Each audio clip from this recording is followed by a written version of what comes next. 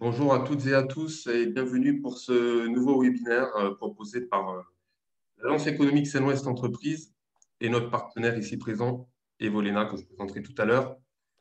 Voilà, donc le sujet du jour, c'est Startup TPE PME, comment faire décoller vos ventes. Donc c'est un webinaire voilà, qui sera la première brique d'un cycle d'un webinaire qui sera consacré à l'intelligence commerciale et à la force de vente. Alors, c'est effectivement une problématique qui est un peu le talon d'Achille, hein, d'ailleurs, des entrepreneurs français, souvent considérés comme de beaux innovateurs, mais pas forcément des bons vendeurs. Donc, on va essayer de comprendre pourquoi durant ce cycle.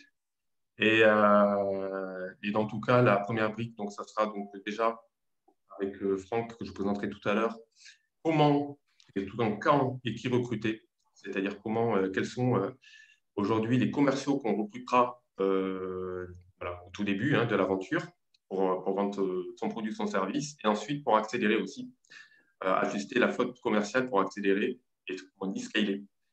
Le second webinaire aura lieu, donc noté, ça sera donc le 6 mai.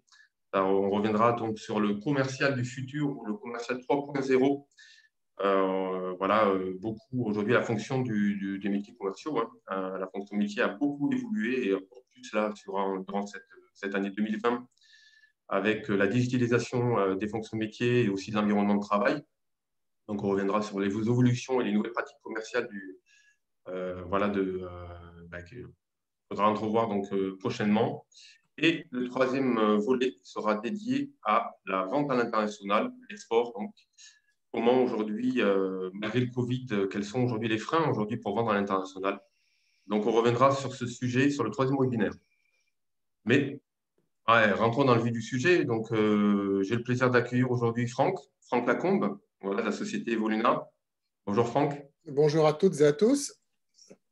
Bonjour Franck. Alors, je vais te présenter brièvement. Tu auras l'occasion de revenir sur ton parcours tout à l'heure. Alors, Franck, tu as travaillé pendant près de 12 ans chez Capgemini, société qui n'est plus à présenter aujourd'hui. Tu as été directeur d'agence, voilà, tu as été créateur aussi des premières offres groupe de la première usine logicielle. Et ensuite, tu as quitté donc Capgemini et tu as occupé plusieurs postes de direction générale au sein d'autres PME.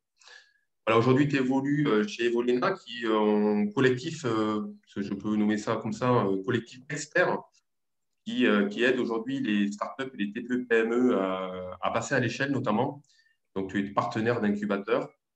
Et tu connais évidemment donc, le milieu de la startup, le milieu de la tech, mais aussi également voilà, tous les problèmes, les problématiques que rencontrent les chefs d'entreprise TPE-PME pour lancer les offres. On va parler de quoi durant ce webinaire? On va parler de plein de choses finalement. On va parler d'approche marché. On va parler de go-to-market, de politique de pricing, de test and learn. Donc voilà, donc beaucoup de choses qu'on va aborder avec Franck. Et avant de te laisser la main, Franck, je vais juste inciter l'ensemble des auditeurs, et en tout cas à poser des questions sur le chat ou via le question-réponse. On a 1 heure, donc c'est très court, mais on va essayer de prendre les questions à la volée. Et puis, on va dire dans le dernier 20 minutes, je donnerai la parole. Je peux donner la parole oralement à certaines personnes qui venir sur certaines problématiques. Voilà, donc j'ai un peu tout dit sur cette intro. Franck, je te laisse la main C'est et c'est bon? parti. C'est bon, vous m'entendez tout le monde? OK. Sec. Juste, je suis un peu surpris. Je pensais qu'on allait parler de la pandémie de Covid, moi. Mais on n'est pas sur BFM Business, là. Non, Ah, on peut en parler aussi, mais je me suis ouais. trompé. Non, les blagues à part. Oui, effectivement, je ne suis pas tout à fait un lapin de 3 semaines et j'ai fait pas mal de choses dans les grosses boîtes.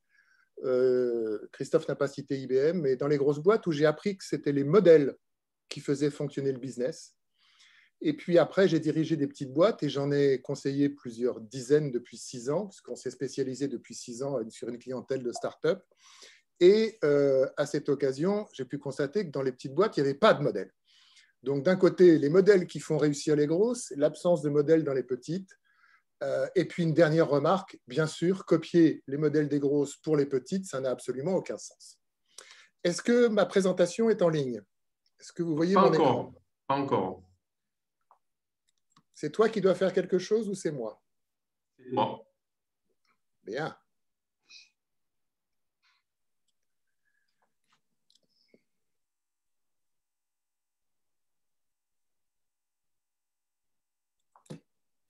Tu me dis quand c'est bon? Non, pas encore. Ah ah. Alors, tout à l'heure, c'était en ligne, mais là, effectivement, je te vois toi.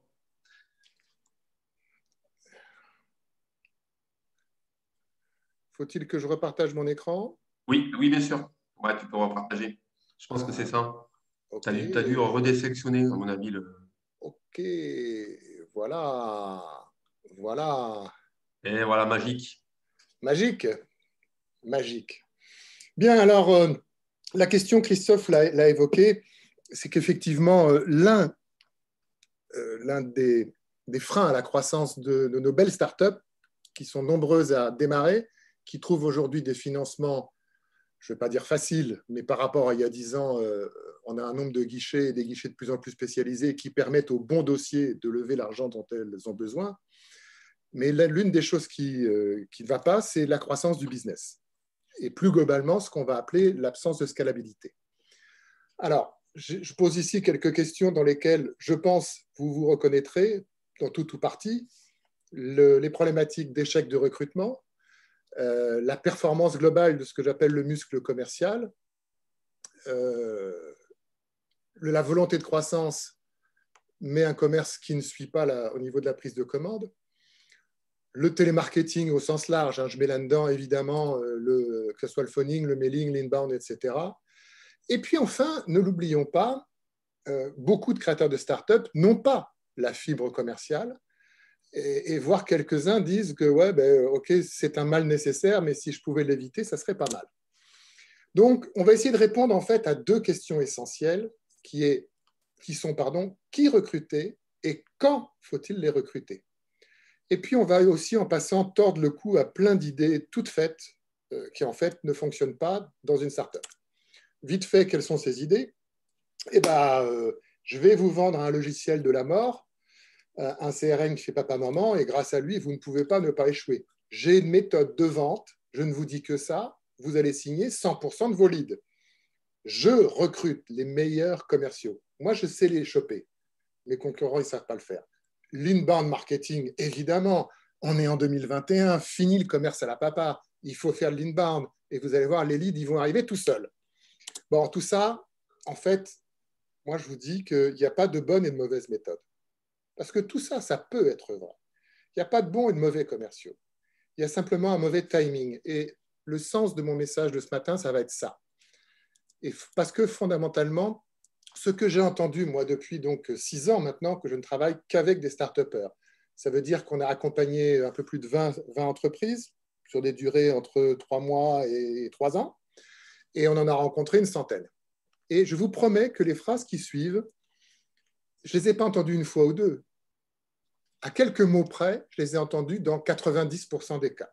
La première, c'est j'ai essayé le senior, hein. C'est bien le senior, c'est expérimenté, mais notre techno, il n'y comprend rien. Après, j'ai essayé les juniors. Les juniors, le téléphone, ils s'en servent surtout pour taper sur le clavier, mais ils ne savent pas téléphoner avec et ils ne savent même pas prendre un rendez-vous. Donc, si on ne leur marche pas le travail, il ne se passe rien. Après, j'ai essayé le télémarketing pour trouver des rendez-vous à mes juniors. Un coup, ça marche, un coup, ça ne marche pas et on ne sait pas expliquer le pourquoi de la réussite ou de l'échec. Et enfin, cette phrase mythique, les commerciaux, finalement, ça coûte un bras et ça rapporte que dalle. Et celle-là, je vous promets, au mot près cette fois-ci, je l'ai entendue plus de 100 fois. Notre réponse à ça, c'est qu'en fait, c'est normal. Ces dirigeants ont raison de dire ça. Pourquoi?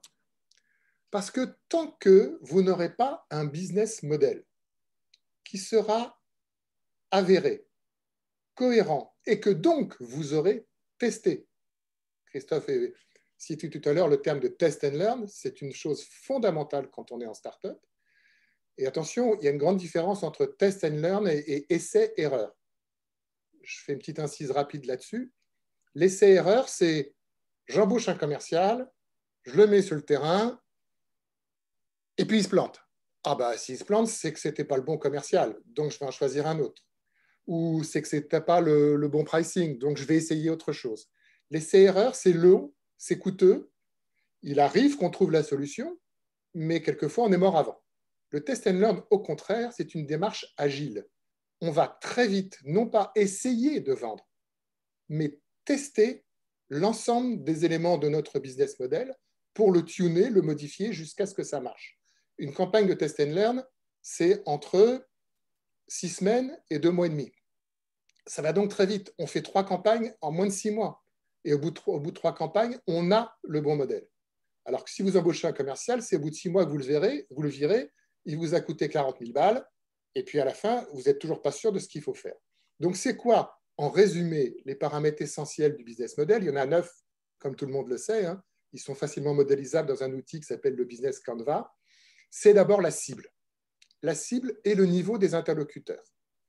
Alors, je pourrais vous faire 2 heures sur la cible. C'est un de mes 3 dadas. J'en ai 3, la cible, la valeur ajoutée et le focus. Mais la cible, c'est essentiel pour plusieurs raisons. D'abord, parce que quand on est petit, on n'a pas le temps de se disperser. Il faut trouver l'autoroute très vite. Si on essaye plusieurs chemins de traverse, on a toutes les chances de s'embourber dans au moins l'un d'entre eux. La cible, c'est quoi? C'est les entreprises et à l'intérieur de celles-ci, le ou les interlocuteurs qui ne peuvent pas ne pas acheter votre produit. Ceux pour qui il est fait, ceux pour qui il répond à un vrai problème. J'ai souvent entendu des séminaires commerciaux dire « Ah non, on ne parle pas de problème face à un client. » S'il n'a pas de problème, il ne va rien vous acheter. Votre produit, votre service, votre offre doit répondre, doit solutionner un problème. Et ce problème, il est par essence présent dans une certaine catégorie d'entreprises, donc c'est ça votre cible. L'expression de la valeur ajoutée, là aussi je peux vous en faire 2 heures. Je n'ai jamais, pas une fois, entendu spontanément dans une start-up présenter une offre sous forme de valeur ajoutée. On parle de fonctionnalité le plus souvent. Mon produit fait ça, d'accord? Moi, je suis client, qu'est-ce que ça m'apporte? Mais il fait ça aussi. Qu'est-ce que ça m'apporte? La définition de la valeur ajoutée, c'est ce que le produit ou le service, la solution, appelons-le comme on veut, apporte à un client qu'il n'a pas sans ce produit ou ce service. Qu'est-ce que ça va lui ajouter? Et derrière, on va avoir immédiatement le lien avec la politique tarifaire, parce que plus la valeur ajoutée perçue par le client est forte, plus on peut lui vendre cher. Si la valeur ajoutée est faible, si ça lui apporte par exemple une économie faible, il va payer votre produit ou service pas cher. Si ça lui apporte une économie ou un gain de time to market ou la possibilité d'aller augmenter son business fortement, il va accepter de payer votre produit ou votre service cher. Tout est lié. Encore une fois, la cible, la valeur ajoutée et le prix de vente. Et puis enfin, n'oublions pas le go-to-market structuré. Là aussi, on pourrait faire long, je fais volontairement court, puisqu'on va essentiellement parler aujourd'hui de vente directe, mais n'oublions pas qu'il y a d'autres leviers, la vente indirecte, les partenaires et ce qu'on appelle l'OEM, c'est-à-dire l'embedded, faire embarquer votre produit dans le produit d'un confrère. Tout ça sont des canaux de distribution totalement différents qui se développent, qui se managent de manière totalement différente. Aujourd'hui, on va être principalement sur les ventes directes puisqu'on parle de nos commerciaux. Donc, tant que vous n'aurez pas tout ça, bien testé, bien rodé, vous avez autant de chances de recruter le bon commercial que de lancer une pièce en l'air et d'attendre qu'elle retombe sur la tranche. Statistiquement, ça arrive. Ça arrive. Au bout de quelques milliers de lancers, la pièce, de temps en temps, retombe sur la tranche. Comme vous le savez, les statistiques disent que ça peut aussi arriver au premier lancer. Mais c'est faire de la stratégie à lancer de pièces. Ce n'est pas tout à fait ce que j'ai envie de vous conseiller. En fait, et ça va être tout le sens de ma présentation de ce matin, tout dépend de là où vous êtes. J'utilise à dessein ce schéma qui a été fait par Ash Maurya, qui est un Britannique d'origine indienne, qui a beaucoup travaillé sur ce qu'il a appelé le Lean Scale-up. En prolongation du Lean Startup, le Lean Scale-up. Qu'est-ce qu'il faut faire pour passer à l'échelle? Et qu'est-ce que nous dit Ash Maurya? il nous dit, voilà, en gros, il y a 4 étapes. Toutes les entreprises passent peu ou prou par ces 4 étapes. La première, on va poser les fondations et on va partir d'une idée et en fabriquer quelque chose qu'on va pouvoir présenter ensuite à des prospects. La deuxième étape, on va s'assurer, tuner l'offre pour s'assurer que ce qu'on a imaginé résout un problème chez nos clients. Jusque-là, on a un taux de mortalité des startups qui est relativement faible. Quand on arrive dans la tranche bleue, qui est la phase que moi j'appelle la phase de structuration, où cette fois-ci, on va s'assurer que notre produit, notre offre de service, ne répond non pas à un problème chez quelques clients, mais à un vrai marché. Et là, on va structurer l'ensemble des paramètres de l'entreprise pour arriver au Graal, là où si peu de startups arrivent, quelques pourcents seulement, qui est la phase de scale. C'est quoi le scale? Quand on est arrivé au scale, c'est le moment où on sait dire, voilà, quand j'investis 1 euro, ça va me rapporter X euros de chiffre d'affaires et Y euros de marge, de manière prédictible et répétable. Avec une deuxième caractéristique, c'est que la croissance de la marge sera plus importante que la croissance du chiffre d'affaires. Ça veut dire en conséquence que la valeur de l'entreprise grimpe à toute vitesse. Alors maintenant, on va examiner ce qui se passe dans chacune de ces 4 étapes. Quand on est tout au début, on est dans le flou. Et ce qui est important, c'est que chacun d'entre vous qui m'écoutez ce matin, vous vous positionniez sur ce schéma. Alors au début, la cible, on a imaginé, je vais vendre au grand compte. La valeur, pareil, on a imaginé, ils ont besoin de telle fonctionnalité. Je n'ai pas de portfolio à ce stade, j'ai un embryon de produit, je vais essayer de vendre ça cher. Évidemment, on démarre rarement en se disant, je vais donner mon produit. Quoique, j'ai un contre-exemple en tête. Les arguments, c'est pareil, on a quelques convictions en tête, et puis les partenaires, pour l'instant, ça n'a pas de sens. Donc, on est dans un grand flou, et c'est normal, il n'y a aucun jugement de valeur dans ce que je dis. Quand on va vraiment amorcer, notre cible va être opportuniste. Pourquoi? Parce qu'en fait, nos premiers clients sont à la fois des primo-accédants, des early adopters, mais en même temps des gens qu'on va capter par notre réseau, nos propres connaissances, mais aussi celles de nos business angels si on a, le réseau de notre réseau. Et bien souvent, avec eux, on va monter des deals de co-construction, voire de cofinancement. Parce que ce qu'ils vont acheter, c'est la vision. Ce n'est pas encore le produit, il n'est pas fini, ils collent en partie seulement à leurs problèmes. Donc, avec eux, on va construire quelque chose. Du coup, si on sait les écouter, et ça j'y reviendrai souvent, si on sait écouter ses clients, la valeur ajoutée commence à se préciser, parce qu'ils nous disent, ouais, ça va me servir à telle chose. Le portfolio, pour l'instant, il est un peu à géométrie variable, parce qu'on a chopé 2-3 clients, et puis on n'a pas fait les mêmes choses avec chacun. La politique tarifaire, pareil. Il y en a à qui on a vendu pas cher parce qu'on voulait acheter notre première référence. L'autre, au contraire, il a accepté de faire un gros chèque pour co-développer avec nous le produit. Les arguments de vente, par contre, on commence à avoir quelques idées. Et puis, les partenaires, c'est bien souvent notre client qui nous dit vous devriez causer avec un tel, là, parce que ça serait malin si votre produit ça s'intégrait au leur. Voilà. Ensuite, dans la phase de structuration, et vous l'aurez compris, c'est ma passion, parce que c'est là que ça bloque le plus souvent, la cible, on commence à dire, OK, ma cible, c'est ça.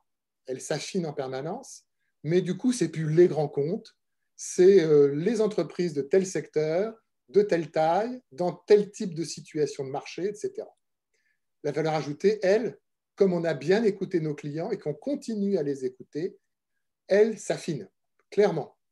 Le portfolio, il commence à avoir un petit peu de tête. On commence à mettre des notions de produits d'appel, puis ensuite d'upselling. On lui vend un sous-ensemble de notre offre au départ, puis de manière à raccourcir le cycle de vente. Et puis ensuite, on va en vendre de plus en plus. La politique tarifaire, elle aussi, maintenant, on est clair. Comme on fait du test and learn dans cette étape, très vite, on va pouvoir dire, OK, là, on a un prix psychologique. Là, notre produit d'appel, il faut le vendre à très peu cher parce qu'il faut rentrer vite. Mais ensuite, on est capable, parce qu'on démonte des ROI, d'aller vendre de plus en plus cher. Les arguments de vente, c'est la même chose. Et enfin, on commence à mettre en place, à structurer une politique partenariale. Et quand on est arrivé au scale, eh ben, tout est clair. Tout est clair. Et là, je le répète, cette phase de scale, eh ben, on a quelques tout petits pourcents des entreprises qui y arrivent. Parce que cette étape précédente de structuration, elle est peu, pas ou mal faite. Quelles sont maintenant les caractéristiques de chacune des phases? Alors, j'ai mis des durées, mais vous le savez aussi bien que moi, c'est extrêmement variable. Quelquefois, on passe moins d'un an sur cette période de fondation. Quelquefois, on y reste 3 ou 4 ans. Mais enfin, en moyenne, on y reste 1 ou 2 ans. Je parle maintenant de talents clés. Les talents clés, c'est quoi? C'est autant des savoir-faire que des savoir-être. C'est de l'innovation, c'est de la créativité. On pivote quelquefois tous les 3 mois. Il ne faut pas être rigide à ce moment-là. Il faut être au contraire extrêmement souple. Le marketing n'a aucune importance. Aucune. La conquête client, je l'ai déjà évoqué, elle est faite des relations des fondateurs. On y reviendra tout à l'heure quand on va parler maintenant des profils, quand on parlera des profils commerciaux. Et on termine cette étape de fondation avec quelquefois 1 voire 2 clients. Très vite, on passe à l'étape d'après, qui elle aussi va durer en moyenne 1 ou 2 ans. Quelquefois, il y en a qui n'en sortent jamais de celle-là. Hein. Bon. Qui avait un projet initial de, par exemple, créer un logiciel, qui dit logiciel dit un produit pour N clients, et finalement se retrouve avec N produits pour N clients. Les talents clés, à ce stade, c'est le carnet d'adresses. Parce que ce qu'il faut là, c'est convaincre les tout premiers clients. Savoir faire du bizdev. Le marketing est exclusivement un marketing de notoriété. On cherche juste à se faire connaître. Point. La conquête, c'est une affaire de rebond et de recommandation. Nos premiers clients doivent nous ouvrir les portes des seconds. Et on termine cette phase avec quelque chose qui ressemble à une petite dizaine de clients. Tout change pendant la phase de structuration. Les talents, et c'est ça qui manque, le plus souvent dans le développement des startups. À ce stade, il faut des gens qui vont être capables de modéliser l'ensemble des process, et le premier, c'est le process de vente. Il faut modéliser pour pouvoir ensuite répéter. Il faut modéliser pour savoir quel type de talent, ensuite, on va avoir besoin de recruter pour exécuter. Donc, c'est bien de modélisateurs dont on a besoin. Le marketing est un marketing de légitimité cette fois-ci. On fait parler nos clients. Or, un client qui parle, ça vaut 100 affirmations de notre part. Donc, il faut mieux les faire parler. Le ciblage est précis, donc cette fois-ci, on devient focus en termes de conquête. On ne court plus dans tous les sens, on ne court que sur l'autoroute qu'on a tracée. Et le chiffre d'affaires, les clients en l'occurrence, on doit au moins les tripler sur la courte période de structuration. C'est un minimum. Pourquoi? Parce qu'après, jusqu'au prochain pivot, l'entreprise va courir sur sa lancée, ne va avoir besoin que des gens d'exécution, plus du tout les mêmes mindsets, plus du tout. On le voit, hein, dans les 2 premières périodes, on a besoin d'un certain type de talent. La période bleue, on a besoin de structurants, et ensuite, on a besoin de managers d'exécution. Le marketing devient un marketing de lead generation. Quand j'évoquais le l'inbound, c'est maintenant qu'il faut en faire. Avant, c'est bullshit. C'est bullshit, c'est maintenant qu'il faut en faire. Parce que maintenant, on sait précisément quelle cible adresser, avec quels arguments, avec quelle valeur ajoutée, avec quelle politique tarifaire. On sait utiliser les références clients, faire parler nos clients, etc. Donc là, ça va marcher. Plutôt, c'est jeter des bouteilles à l'encre à la mer. Des bouteilles à la mer, je veux dire. C'est un peu comme la pièce qu'on lance en l'air. Il peut y avoir un peu de retour, mais il y en aura très peu. La conquête, c'est complètement quelque chose d'industriel, totalement industriel. J'insiste beaucoup là-dessus. Et enfin, la croissance du portefeuille client doit être au moins égale à 50% par an. Et là, on commence réellement à escaler. Quels acteurs commerciaux? Parce que c'était quand même le titre de ma présentation. On y est. Mais vous allez maintenant comprendre pourquoi je dis ça. Au début, seuls les fondateurs vont aller à la conquête des premiers clients. Pourquoi? Parce que ce sont des ambassadeurs. Ce qu'ils vont vendre au début, ce n'est pas le produit, il n'est pas fini. Ce qu'ils vont vendre, c'est la vision. Personne mieux qu'eux peut vendre la vision. Mais me direz-vous, s'ils n'ont aucune appétence relationnelle, commerciale, ils vont y aller à reculons ou ils ne vont pas le faire. Mais oui, mais il faut le faire. Simplement, s'ils ne se sentent pas de le faire seuls, qu'ils se fassent accompagner. Il y a des choses qui s'appellent des formations, du coaching, du mentoring. Mais ne déléguez pas cela. Seul vous êtes capable de le faire. Ensuite, dans la phase de structuration, il va falloir des business développeurs plutôt de haut niveau pour mener des campagnes de test and learn et ensuite structurer, modéliser l'ensemble des processus business. Ce n'est pas des compétences dont vous avez besoin de manière permanente ni à plein temps. C'est typiquement des renforts ponctuels dont vous avez besoin. Et uniquement à ce moment-là. Pas avant et pas après. Parce qu'après, on rentre dans quelque chose de très structuré. La structuration a été posée. Alors, me direz-vous, mais pourquoi un bon manager commercial ne serait pas capable de faire la phase bleue, la phase de structuration?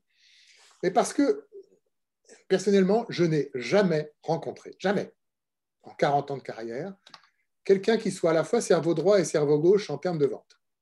Jamais, pas un seul. Il y a ceux qui sont des modélisateurs et ceux qui sont des exécutants. Personnellement, moi, je n'ai jamais su fouetter des commerciaux.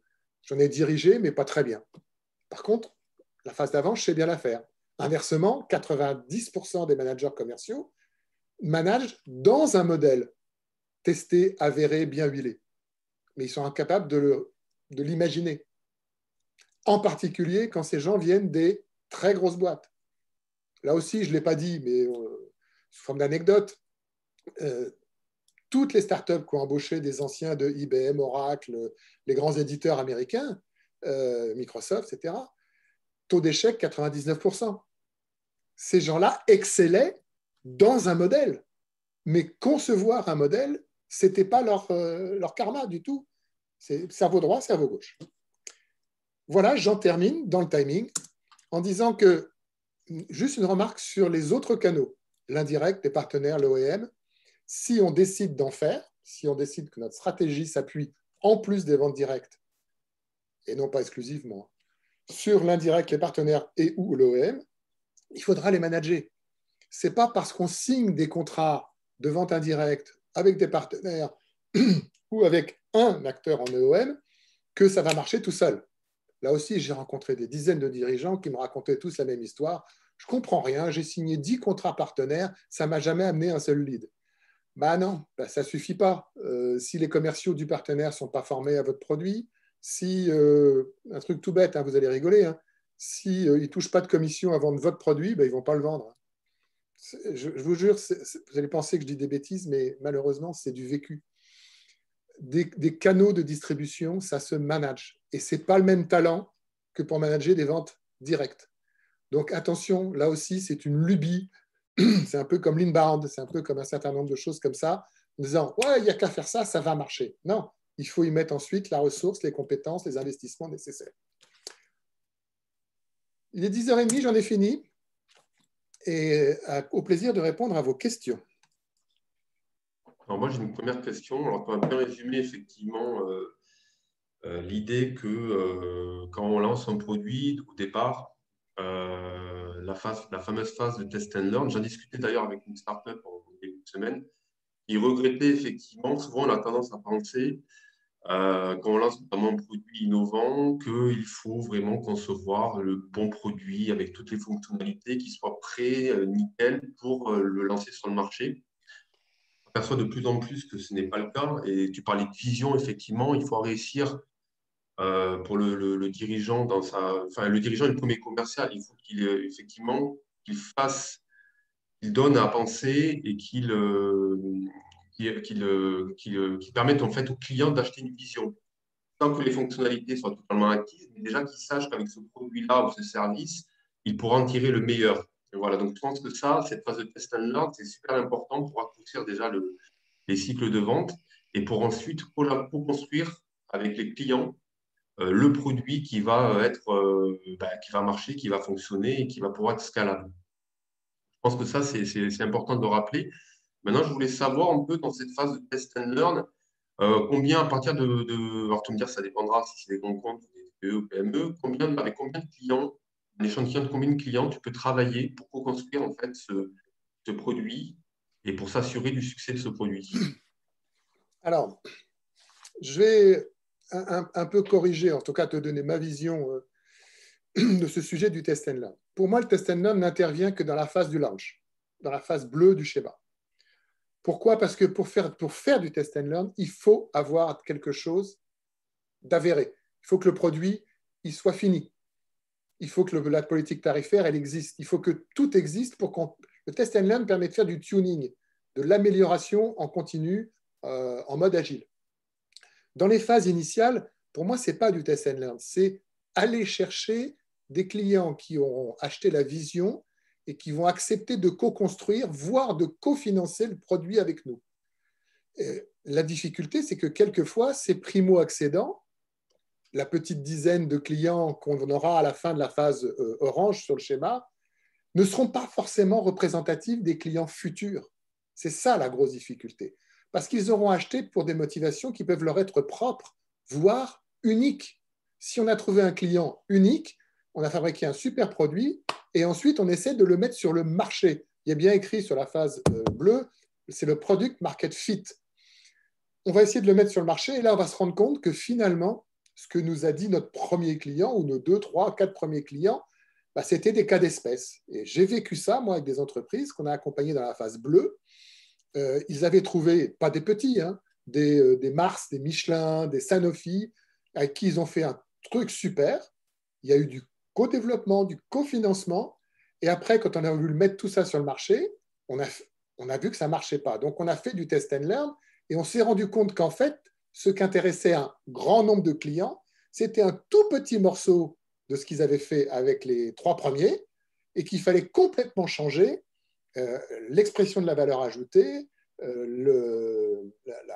démonstration de l'essentiel en termes de ROI, la politique tarifaire, enfin, il fallait tout changer et que finalement la cible, ce n'était pas ces 3 grandes entreprises mondiales, Sanofi, Michelin, Mars, c'était au contraire des entreprises d'une taille intermédiaire et là, on a commencé à en vendre des dizaines, puis des centaines. Mais voilà, la grosse difficulté, et le test and learn nous a permis de gagner beaucoup de temps. Mais le test and learn, encore une fois, on ne peut pas faire un test and learn avec un PowerPoint. Il faut faire du test and learn avec du concret. Voilà. Donc, le test and learn, c'est pour la période bleue, si j'ose dire. C'est important parce que des fois, on a tendance à penser que c'est même avant la période bleue. Bah oui, mais Ouais. je n'y suis pas favorable parce que du coup, on a des retours. Le principe du test and learn, c'est d'analyser et de tirer des conclusions, des feedbacks. C'est pour ça d'ailleurs qu'on ne fait pas le test and learn en essayant de vendre, mais en faisant des interviews avec des professionnels de l'interview. Et c'est les feedbacks qui nous rassurent. J'explique. Quand on fait une démonstration d'un produit ou même d'un PowerPoint, je veux bien, hein, on fait une démonstration de notre offre, on explique notre offre. Et là, le client, à un moment donné, on se tait et on lui pose des questions pour qu'il réagisse. S'il dit « j'ai rien compris », le vendeur, le dirigeant en l'occurrence, va avoir l'intuition normale, naturelle, de contre-argumenter pour réexpliquer pourquoi. Alors que ce qui nous intéresse dans le test and learn, stop, on ne contre-argumente pas. Pourquoi vous n'avez rien compris? En quoi vous n'avez... Quel est le sujet particulièrement qui vous a posé problème? Et on creuse et on creuse et on creuse et on se rend compte que c'est peut-être juste un argument qui n'a pas... Voilà. Et comme ça, l'interview d'après, on aura amélioré les choses. Vraiment en mode agile. C'est ça le principe du test and learn, c'est l'analyse des feedbacks pour améliorer les choses. Et plus on a de gens qui nous disent « je ne suis pas d'accord, j'ai rien compris, c'est pas bon, c'est trop cher », plus on apprend. Alors que quand on fait de la vente, on n'essaie qu'une seule chose, c'est d'avoir le minimum de ce type de réaction. Donc on n'apprend pas en vendant, on apprend en posant des questions. Le test and learn, c'est important. Alors, j'ai une question de Willem Rodier qui me dit, donc pour la phase structuration, quand tu parles qu'il faut des commerciaux pour compétences de designer, pour toujours la phase de test and learn, ou plusieurs cofondateurs ne peuvent-ils pas jouer ce rôle de structurateur? Ils font ce boulot depuis des années et recruter des commerciaux exécutants pour effectuer ces tests. Et Les commerciaux exécutants peuvent effectuer déjà cette phase de test. alors, je n'ai rien contre sur le papier, évidemment. Si la compétence existe en interne, utilisons-la. Monsieur de la Palisse n'aurait pas dit mieux. Simplement, le problème, c'est que je n'en ai que très rarement rencontré. Parce que, encore une fois, j'écoutais l'autre jour Simoncini, que tout le monde connaît, avec qui je ne suis pas toujours d'accord, mais peu importe, il a quand même un sacré track record, le monsieur. Il disait, pour moi, l'entrepreneur, c'est celui qui a la vision, l'idée, l'utopie. Et à un moment donné, assez rapidement, alors j'utilise les mots exprès de Marc Simoncini, hein, il va falloir qu'il s'adjoigne un DG, un vrai bras droit, qui va structurer la boîte. Parce que l'entrepreneur, il n'est pas câblé pour ça.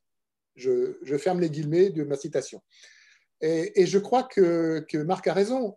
Alors, ça ne veut pas dire qu'il n'y en a pas, évidemment, et en particulier des entrepreneurs plus matures, mais là, encore une fois, ce n'est pas péjoratif ce que je veux dire, mais des gamins qui sortent de l'école et qui montent leur start-up, bravo, super, mais avec quel vécu ils vont pouvoir structurer l'entreprise? Ça n'arrive pas. Voilà, c'est tout. Tu n'es pas le seul à dire ça, d'ailleurs, Marc. Et Non, non, vraiment, la fonction de directeur général et de président, souvent, est très voilà. différente. Il y en a un qui a une vision et le directeur général est là pour appliquer, partager déjà la vision et l'appliquer avec, évidemment, la roadmap qui lui sera donnée. Voilà. Et puis, encore une fois, après, quand on sera arrivé réellement à un modèle scalable, il faudra encore d'autres types de compétences. Je le dis avec beaucoup d'humour, hein, le prenez pas au premier degré, c'est des gens qui vont aller fouetter les commerciaux, quoi. Hein. Et puis, voilà, c'est des gens qui vont utiliser le modèle. Là, on peut embaucher des gens qui viennent de grosses structures parce qu'ils ont fait ça toute leur vie. D'utiliser un modèle et d'optimiser le résultat par rapport à un modèle. Mais créer le modèle, pas leur truc. Et du coup, toujours par rapport à la question là, qui a été posée par Will Mourier, est-ce que du coup, cette phase de structuration peut être effectuée, déléguée à des juniors Encore moins. qui sortent d'école de commerce, par exemple? Encore moins. Encore moins. Enfin, si vous voulez planter votre boîte, faites-le. Parce qu'évidemment, c'est plus cher.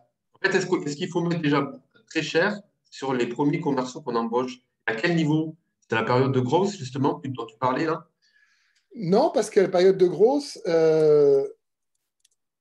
il faut pas des vrais commerciaux. Enfin, il faut des commerciaux. Encore une fois, comment vous dire ça?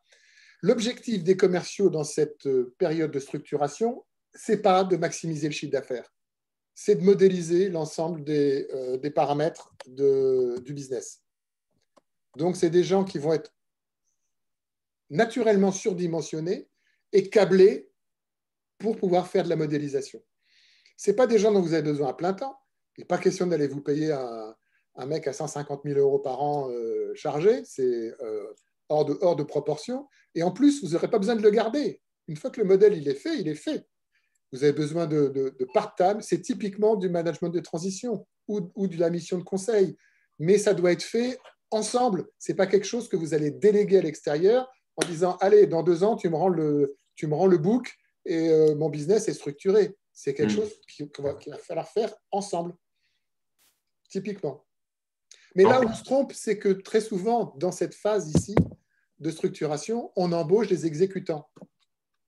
C'est ça le problème. On embauche des gens qui savent très bien fonctionner dans un modèle rodé, établi, mais qui ne sont pas capables de le concevoir. Et ça patauge. Ça patauge. Le dernier exemple que j'ai, un de mes clients qui avait embauché un mec de chez IBM, on peut citer, je ne citerai pas le nom du gars évidemment, qui était très bon. Chez IBM, il était successful, il avait cartonné pendant des années. Et quand il s'est retrouvé dans la start-up avec, excusez-moi, mais sa bite et son couteau, eh ben, il était paumé. Parce que le talent d'un mec dans un modèle avéré, c'est de savoir mettre les bonnes personnes au bon moment. Le commercial, c'est un chef d'orchestre. Donc, il va chercher les pre-sales, le legal, il va mettre tout ça en ordre dans le bon timing pour signer son deal. Dans une startup, là, le business développeur, ce n'est pas un chef d'orchestre, c'est un homme orchestre. Il faut qu'il fasse tout. J'ai un autre exemple d'une femme cette fois-ci, pareil, très successful dans une très grosse boîte américaine. Et chez un de mes clients, le client m'appelle au bout de 6 mois, il me dit, mais c'est pas possible. C'est moi qui les ai mis en relation. Ce n'était pas une mission qu'on faisait nous, c'était juste de la mise en relation amicale. Et c'est possible, elle ne sait même pas faire un PowerPoint. Et je lui dis, bah, je ne suis pas étonné parce que pendant 15 ans chez IBM, il y avait d'autres gens qui lui faisaient des PowerPoint. Ouais, c'est important à souligner. Donc, Et oui, c'est ça le tu problème. peux pas mettre voilà, n'importe qui à un poste, même s'il a été des années d'expérience. En plus, la culture d'entreprise n'est pas la même. J'ai toujours une question, toujours sur la fameuse phase de structuration. Quentin Penclair qui nous dit bonjour sur la phase de structuration. On constate que le focus sur le ciblage précis de clients ne semble pas être le bon, par l'absence de résultats notamment. Quelle attitude de réaction doit-on adopter ou envisager? Pivoter, c'est-à-dire relancer une campagne de test sur une cible avoisinante, hein, pas à l'opposé, on ne va pas passer du grand compte à la PME, mais pivoter tout de suite si on se rend compte qu'effectivement, nos primo-accédants dans la phase d'amorçage ne sont pas représentatifs du marché, comme je l'évoquais tout à l'heure avec un de mes clients, et ben, tout de suite, il faut aller faire des tests sur une autre cible. Tout de suite, tout de suite, tout de suite. Et croyez-moi, quand on fait un test and learn très professionnel, on ne demande pas aux gens des rendez-vous commerciaux, on demande aux gens des rendez-vous d'interview. Je voudrais avoir votre avis. Je ne vous dis pas qu'on a 100% des rendez-vous demandés, mais si on le fait avec les bonnes techniques, on a non seulement des rendez-vous nombreux, mais rapides. Les gens sont toujours ravis, flattés, qu'on leur demande leur avis pendant 40 minutes. Ils trouvent toujours un bout de temps, quitte à vous le donner le soir ou au matin. Et en plus, depuis qu'il y a beaucoup de télétravail, les gens ont beaucoup plus de temps parce qu'ils passent moins de temps dans les transports. donc, donc voilà, voilà ce qu'il faut faire. Si vous vous rendez compte que vos primo-clients ne sont pas représentatifs du marché, mais que grâce à eux, vous avez au moins un produit, on lance une campagne de test and learn sur plusieurs autres cibles jusqu'à ce que ça matche. Et c'est une phase dans laquelle on peut la faire, en fait. C'est Voilà, assez agile, on n'est pas trop gros, on n'a pas trop modélisé encore, donc c'est ça. voilà. Valérie Bacala qui nous demande si le test and learn se fait dans la phase bleue, donc la phase de product market fit, avoir du chiffre d'affaires dans la phase orange est obligatoire. Tout dépend si vous avez levé ou pas. Hein. En fait, je vais aborder un autre aspect là. C'est pourquoi on lève et comment on surveille son compte d'exploitation. On doit lever pour investir, pas pour financer le fonctionnement. Donc, vous devez le plus tôt possible, même si vous avez levé, sortir un résultat d'exploitation hors investissement qui soit le plus près possible du break-even. Et si en plus vous avez l'intention de faire plusieurs levées, après une série A, une série B, etc., il va falloir faire croître votre MMR. Voilà, votre chiffre MMR d'affaires. pour Le les chiffre d'affaires récurrent. Le chiffre d'affaires récurrent, parce que les fonds, alors dites-vous bien une chose, hein, les fonds ne comprennent rien à votre business. Rien. Vous le connaissez 10 fois mieux qu'eux. Les fonds ne regardent qu'une seule chose, c'est les courbes passées et ils les prolongent. Donc, si vos courbes passées sont en croissance, ils vont les prolonger, ils vont mettre la main en portefeuille beaucoup plus facilement. Si à l'inverse, vos courbes passées sont erratiques, et à ce stade, on peut dire qu'on se fout de la rentabilité comptable. Mais encore une fois, les charges de fonctionnement doivent être le plus vite possible couvertes par le chiffre d'affaires et la marge dégagée sur le chiffre d'affaires. Les investissements, ils sont nécessaires. OK, on perd de l'argent comptablement. Je n'ai pas de problème avec ça, surtout quand on parle international, surtout parce qu'il faut investir pour créer des circuits de distribution directs ou indirects dans ces nouveaux pays. C'est normal. Mais ça, c'est de l'investissement. On doit l'isoler dans le suivi de notre compte de résultats. C'est-à-dire qu'en fait, pour dire les choses autrement, le plan comptable n'est pas représentatif de ce qui se passe réellement dans votre business. Donc, d'un côté les investissements, de l'autre côté le fonctionnement le plus tôt possible couvert par les marges dégagées. Donc, ce qui est sûr, c'est que si vous arrivez à la fin de la phase orange sans chiffre d'affaires et sans avoir levé, ce n'est pas la peine d'entamer la phase bleue. Parce que vous n'avez rien à La réponse est structurer. claire. Voilà. N'hésitez pas si vous voulez parler de votre expérience, une problématique, je peux donner aussi la parole. pouvez lever la main, je vous donnerai la parole. D'autres questions? Ce qui est très, très important, c'est que vous vous positionniez vous-même, fassiez une auto-évaluation sur ce schéma. La difficulté, c'est que bien souvent, on se sent un peu partout à la fois. Mais objectivez les choses par rapport à ce que je vous montrais tout à l'heure, là. Voilà. Objectivez les choses ici, mesurez votre nombre de clients et dites-vous, bah, allez, objectivement, même si j'ai déjà commencé à faire un peu du bleu, que je rêve d'être dans le rouge, mais objectivement, je suis encore dans le orange. Bon, bah, qu'est-ce qui me manque effectivement pour passer à l'étape d'après? Parce que, encore une fois, c'est à l'étape bleue que tout se grippe. C'est là qu'il y a le plus de mortalité et surtout qu'il y a le plus de végétation. Parce qu'on n'arrive pas à passer au rouge. On n'a pas structuré les choses. Et on évoquait tout à l'heure les problèmes de talent, de mindset. C'est un vrai problème parce que le talent primordial du ou des fondateurs, c'est l'innovation, c'est la créativité.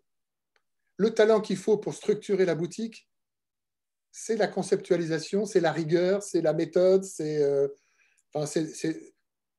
pour les fondateurs, s'ils sont hyper créatifs, hyper innovants, ces mecs-là, c'est des chiants, quoi. Les mecs qui vont structurer la boîte, c'est des pénibles. C'est l'envie de liberté qui s'envole. Oui, Et heureusement qu'ils sont là. mais il faut qu'ils soient là, parce Ah que oui. sinon, il n'y aura pas d'envol. Hmm. Il n'y aura pas d'envol. Et encore une fois, après, on arrive dans la période rouge, c'est encore d'autres mindsets qui vont développer ça. Après, je ne dis pas que les fondateurs doivent s'en aller, mais à un moment donné, il y a des choses il y a des gens sur qui doivent s'appuyer, pas forcément des salariés hyper payés, mais des gens qui doivent s'appuyer pour passer l'étape. C'est indispensable. C'est indispensable. Alors, question avant de vous donner la parole à William Rodier, qui est très actif. Question de Anne-Clem Jourdan. Avez-vous des conseils pour une start-up en phase d'amorçage qui propose son service à des grands groupes internationaux? On revient sur les grands comptes, effectivement. Difficulté sur multiplicité d'interlocuteurs, demande de certification à leur consolence. Bah, écoutez, je ne voudrais pas être désagréable, surtout pas, on ne se connaît pas. Êtes-vous sûr que c'est la bonne cible? Êtes-vous sûr que c'est la bonne cible? J'ai un webinaire sur le sujet qui s'appelle « Pourquoi les grands comptes ne sont pas forcément la bonne cible pour les startups ?» Parce que bien sûr, ça fait rêver. On se dit, on va avoir des gros deals, on va avoir des références prestigieuses, ça flatte l'ego, etc. Mais les cycles de vente sont monstrueux. Les acheteurs sont carnassiers. Ils sont dans le saving en permanence. Et trois, ils ne savent pas acheter de l'innovation. Ils ne savent pas. Ils vous demandent effectivement des référencements, des processus qualité, des machins, des trucs, alors que vous ne pouvez pas les avoir compte tenu de votre âge, l'âge d'entreprise, je veux dire. Donc, Et pour le coup, là, je crois que je connais l'entreprise, je crois savoir de qui il s'agit. Et quand c'est vraiment la cible, parce que il y a beaucoup de startups qui proposent une offre de service avec la cible et exclusivement, effectivement, ces grands groupes. alors, Comment tu répondrais à ça, toi? si la cible est exclusivement des grands groupes, parce que, par exemple, la valeur ajoutée ne peut se délivrer qu'avec des centaines de milliers d'employés, par exemple, voilà un critère qui fait que, OK, ma cible, c'est forcément des grands groupes, et ben, il faut s'allier. Il faut s'allier au début à des gens qui vont vous aider, qui connaissent le réseau d'achat, qui sont référencés auprès des acheteurs, qui vont vous amener la légitimité que vous n'avez pas encore. La seule solution, c'est l'alliance. Quand tu dis alliance, ça passe par quoi? L'investisseur privé, co-construction Non, non, de non. l'offre avec Alliance, carnet d'adresse? alliance industrielle. Alliance industrielle? Alliance industrielle. Il faut y aller avec un grand du secteur. Parce que tout seul, vous allez vous prendre les portes dans la tronche. Et même sur du service? Même sur du service. Est-ce que ça répond à votre question, quel Je quel ne suis jour pas sûr. Je suis pas sûr que...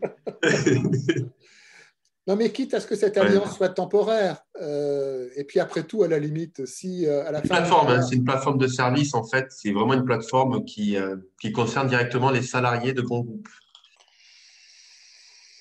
et alors pourquoi est-ce que les acheteurs du grand groupe sont dans la boucle?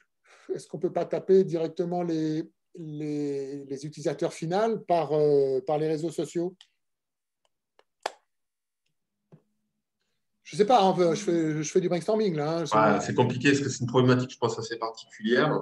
Euh, Et quand on s'adresse à des salariés, c'est vrai que généralement, pour toucher le plus de salariés dans une boîte, on s'adresse effectivement à la bonne personne qui est soit le RH, soit Ah, la personne il qui… faut trouver la personne pour qui ça va être un vrai plus. Je vais vous donner un exemple. J'avais un client il y a quelque temps qui avait monté une offre pour externaliser le recouvrement des indemnités journalières de Sécu des grandes entreprises. Il faut savoir qu'une grande entreprise du CAC 40, par exemple, elle a en moyenne 3 à 5 millions d'euros qui sont dehors, faute d'aller recouvrer avec suffisamment de rigueur les indemnités journalières que la Sécu leur doit, puisqu'ils font la subrogation, c'est-à-dire qu'ils payent à leurs salariés le salaire entier, même quand ils sont malades. Et après, ils vont réclamer le fric à la Sécu. Sauf qu'il manque souvent la fiche de maladie, d'arrêt de travail qui n'a pas été envoyée par le salarié, il manque plein de trucs. Donc, ils ont monté une usine pour aller faire du recouvrement outillé, machin, etc., à la place du client, et ils se font payer au résultat. Ils prennent 25 ou 30%, je ne sais plus, de ce qu'ils recouvrent. Donc, évidemment, pour le client, c'est très intéressant. Il ne s'en occupe plus et il récupère 60 ou 75 ou 65% de ce qu'il n'avait plus, qu'il ne recouvrait pas lui-même. Le débat, ça a été qui a intérêt à ça chez le client? Qui va signer la commande?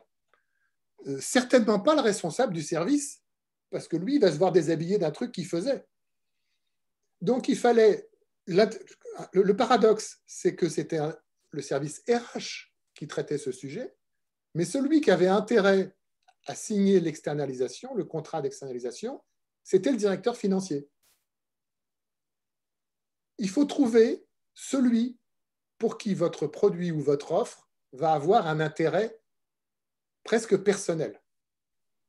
Effectivement, c'est intéressant ce que tu dis parce que je voulais y venir justement. C'est des fausses intuitions. On a l'impression au sein d'une entité qu'on va faire des pieds et des mains pour toucher, avoir le bon interlocuteur. On se rend compte en fait que ce n'est pas le bon interlocuteur au sein de l'entreprise parce que ce n'est pas lui qui prend les décisions, qui est décisionnaire. Ben, c'est très bien.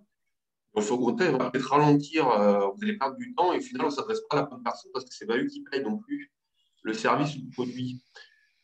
Donc ça, c'est aussi intéressant de déconstruire aussi ces schémas où on pense dire oui, voilà, ça c'est forcément la bonne personne, mais c'est pas où on pense que ça va accélérer les choses, mais c'est pas le bon décisionnaire au final. J'ai un autre exemple. Un de mes clients commercialisait un espèce de banc de test pour tester la qualité du code produit sur les applications mobiles. Et donc, spontanément, ils se sont dit, on va aller vendre ça aux directions informatiques et pour qu'elles produisent un meilleur code, en plus green, parce qu'il sera moins consommateur d'énergie, blablabla. Bla, bla, bla. Et puis, ça ne marchait pas. Et on les a fait réfléchir sur, mais finalement, qui a intérêt à ce que l'application soit de qualité? Est-ce que c'est l'informaticien à qui finalement on met le nez dans le caca en lui disant, mais tu vois, tu as pondu un code de merde? Lui, il n'a pas intérêt. Par contre, les product owners, les gens qui ont intérêt parce qu'il y a du business qui passe par le canal mobile, eux ont intérêt à ce que l'appli ait des temps de réponse bonnes, qu'elle ne bouffe pas de la batterie, que machin, que truc. Et on est allé leur vendre à eux et comme par hasard, ça a marché. Il faut trouver l'interlocuteur qui a un véritable avantage pour qui votre produit va avoir une valeur ajoutée. C'est ça le truc. Et ce n'est pas forcément le responsable du service concerné. Dans mon histoire d'indemnité journalière de Sécu, ce n'est pas les RH qui achètent. Parce que du coup, on va les déshabiller plusieurs personnes. Donc, le mec va avoir son pouvoir de diminuer. Donc, ça ne l'intéresse pas. Dans les grosses boîtes, les gens mesurent malheureusement souvent leur pouvoir au budget qu'ils gèrent, au chiffre d'affaires qu'ils gèrent ou au nombre de personnes qu'ils gèrent. Bien, je crois que le message est passé. Donc je vais laisser William Rodier, je lui donner la parole. Et après, je reviendrai peut-être sur l'entreprise sous polyglotte. Oui, William? Oui, hello. Oui, William, on t'écoute. Ouais, super. Merci pour la super présentation. Je serai bref. Nous, on est, je pense, à la fin du orange et au début du bleu. C'est vraiment l'actualité un peu brûlante là. Et j'aimerais savoir si vous aviez des recommandations pour cette problématique de ressources commerciales qui est capable de structurer structurer en fait l'approche commerciale, qui soit part-time comme vous avez dit? Est-ce que vous avez peut-être des, je sais pas moi, des consultants ou des formes? Là, j'imagine pas trop. C'est pas du l'intérim, c'est je sais pas des formes spécifiques, des formats spécifiques, des entreprises qui font ça, je sais pas, que vous connaissez, qui sont. Alors, merci de votre question, Willem. J'ai Hmm. promis à Christophe de ne pas faire de commercial ce matin. D'accord. Donc, je vais juste vous dire, c'est notre boulot et c'est notre offre aujourd'hui à nous de faire ça. D'accord. Donc, j'en dirai pas plus. Ok, merci. On va vous mettre en relation si vous voulez. Merci. Bon, sinon, déjà, vous pouvez lire ça si vous voulez. Je ne sais pas si je vais arriver Non, à on ne le voit pas. Le livre blanc, oui. Le livre blanc. Sur le site web d'Evolena, vous avez un livre blanc en téléchargement gratuit qui s'intitule Les 12 freins à lever pour booster sa startup. Alors, ça ne dit pas comment on va structurer, mais ça dit ce qu'il ne faut pas faire déjà. Très bien. Je vais poser la question à Emmanuel Bénard maintenant qui souhaite intervenir. Bonjour Emmanuel. Emmanuel? Il faut mettre le micro, Emmanuel. C'est peut-être moi qui ai demandé la réactivation. Si tu coupes la parole aux femmes, ça ne va pas du tout, ça. Ah, il y a peut-être un problème technique, je ne sais pas, mais C'est que dans les temps qui sont les nôtres aujourd'hui, tu coupes la parole à une femme, tu vas te retrouver au tribunal. Hein. ah oui, ça va pas aller très très vite. Hein. Ah. Ou alors, Emmanuel, vous mettez votre caméra, puis vous parlez en morse. Oui? Allô? Allô? Ah oui, voilà. Oui, vous pouvez parler. Oui, excusez-moi, en fait, c'est une erreur. Je n'avais pas posé de question. Je pense que Ah, c'est Anne Clem Jordan, mon associée, qui a posé une très bonne question là, sur la cible. Donc, très bien. Mais vous souhaitiez y revenir plus tard? c'est pas moi alors, c'était pas J'ai- moi. D'accord. Bon, merci. Alors, je vous en prie. Oui, donc on vous écoute. Donc, elle a déjà été posée la question, c'est ça que je dois comprendre? Oui, exactement. Anne l'avait déjà posée. Donc, je vous remercie beaucoup. D'accord. Est-ce que d'autres personnes souhaitent parler de… Alors, on peut être d'accord ou pas d'accord déjà avec Franck Lacombe parce qu'il y a déjà certainement des entreprises que je connais là qui ont déjà passé le cap, qui sont là, qui existent déjà depuis déjà pas mal de temps, voilà, qui n'ont peut-être pas la même expérience. Donc, n'hésitez pas aussi pour votre propre expérience, à la détailler, à nous en parler. On prend un petit peu de temps.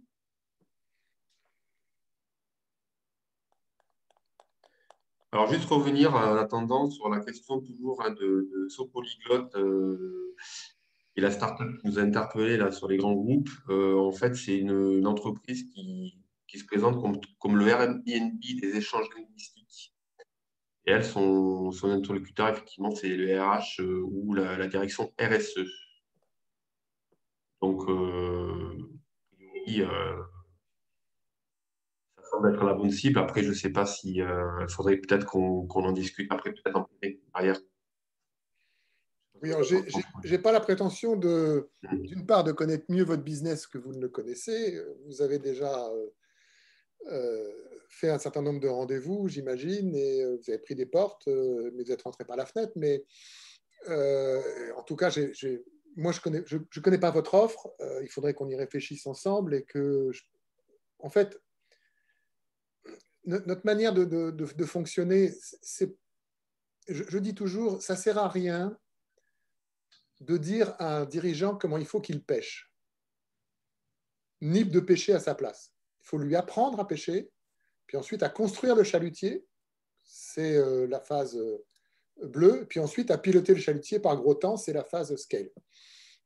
Mais en tout cas, ce n'est pas en 5 minutes que je vais vous dire, ben non, c'est évident, faites ceci, faites cela. Non, bon, un peu d'humilité, ça ne fait pas de mal. Le cas d'un échange privé, peut-être, parce que c'est voilà. vrai que ça, voilà. Tout à fait. Tu parlais des biz dev tout à l'heure. Quand il faut, comme ça, engager la première approche commerciale, est-ce que c'est utile d'associer la personne qui va s'occuper voilà, il y a des divers actionnaires, hein, est-ce qu'il est utile d'associer le directeur commercial ou pas? Y associer vraiment dans le pacte d'actionnaires? Mais Ah, pardon, d'associé au sens actionnariat. Mm. J'ai pas de religion là-dessus. Ça dépend vraiment. L'idée qu'on pourra tirer des talents dans du start-up, il faut absolument donner à ces personnes du capital, peut-être pertinente, mais peut-être aussi contre-productive. Il n'y a pas de loi là-dessus. Il n'y a pas de loi. Et encore une fois, le vrai moment où on a besoin de managers, c'est quand on arrive dans la phase de scale. Avant, on n'y est pas. Donc, recruter trop tôt, c'est pas bien recruter non plus. Et recruter quelqu'un sous prétexte qu'il a déjà réussi dans le passé dans un tout autre contexte ne garantit absolument pas sa réussite chez vous. Ça aussi, on n'en a pas parlé, le temps nous est compté, mais dans qui recruter maintenant, on sait quand recruter. Et après, dans qui recruter, encore une fois, le plus important, c'est ce que la personne va avoir à faire chez vous, avec vous, dans votre contexte, aujourd'hui, et qu'à la limite, je vais caricaturer exprès, mais vous me comprendrez, ce qu'il y a dans son CV, on s'en fout presque. L'important, c'est qu'est-ce qu'il va savoir faire là, aujourd'hui, chez vous, avec vous, dans votre boîte, dans votre contexte, sur cette cible-là, avec ce niveau interlocuteur-là. C'est ça qui compte. Est-ce que tu aurais un dernier message à passer, Franck, sur en synthèse, en fait, tout ce qu'on s'est dit, une ficelle, une astuce Oui, le commerce est essentiel.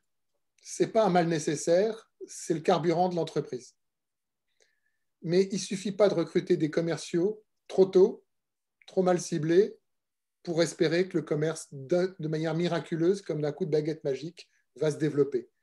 Il faut suivre ce processus que vous avez à l'écran de structuration progressive et faire ce qu'il faut dans l'ordre où il le faut pour qu'effectivement, on arrive à des résultats avec ce type de pente de croissance miraculeuse. Voilà. Bon, ben, je crois que le message est passé. Retenez bien ce schéma, hein, parce que je crois que c'est tourne autour de ce schéma depuis tout à l'heure. Ah oui, non, je l'adore ce schéma. C'est pas la Bible, mais cela dit, ça permet de bien savoir les étapes à pas griller et à connaître un peu les moments où à petit, on parle à la conquête du client. J'ai pas d'autres questions là tout de suite. Moi, j'en aurais plein d'autres, mais bon, je te les ai déjà posées, hein, les questions, donc on connaît. S'il y a des questions privées, n'hésitez pas, hein, on peut à me contacter. Je peux vous mettre en relation avec Franck. Sinon, sur le site evolena.com, vous avez tout, hein, aucun problème. Voilà, donc il y a plusieurs possibilités. Je te remercie, Franck, pour cette analyse, cette présentation. Merci à vous tous d'avoir participé à ce webinaire. Et puis, je vous donne rendez-vous. Maintenant, ça sera donc le 6 mai pour le commercial du futur, le commercial 3.0. On va parler là plutôt de la fonction métier. Voilà. Merci encore à tous. Merci à tous. Au revoir, à bientôt. Bonne journée, au revoir.